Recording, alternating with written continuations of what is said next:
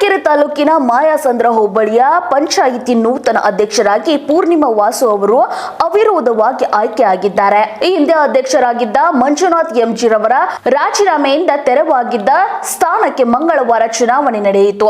15 ಸದಸ್ಯ ಒಲವುಳ್ಳ ಪಂಚಾಯಿತಿಯಲ್ಲಿ ಪೂರ್ಣಿಮಾ ವಾಸು ಅವರು ಮಾತ್ರ ನಾಮಪತ್ರ ಸಲ್ಲಿಸಿದ್ದರಿಂದ ಚುನಾವಣೆ ಅಧಿಕಾರಿಯಾದ ತಹಶೀಲ್ದಾರ್ YM ರೇಣುಕುಮಾರ್ ಅವರು ಅವಿರೋಧ ಆಯ್ಕೆ ಎಂದು ಘೋಷಿಸಿದರು.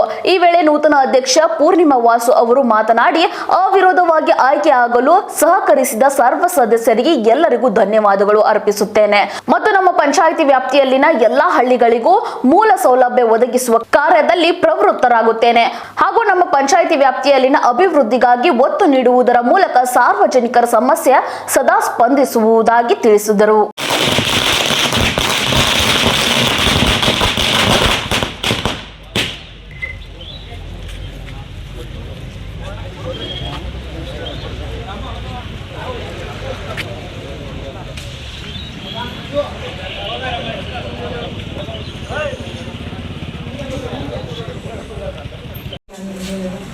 ಸಹಕಾರ ನೀಡಿರುವಂಥ ಎಲ್ಲ ಸದಸ್ಯರಿಗೂ ನಾನು ಧನ್ಯವಾದಗಳನ್ನು ಸಲ್ಲಿಸುತ್ತೇನೆ.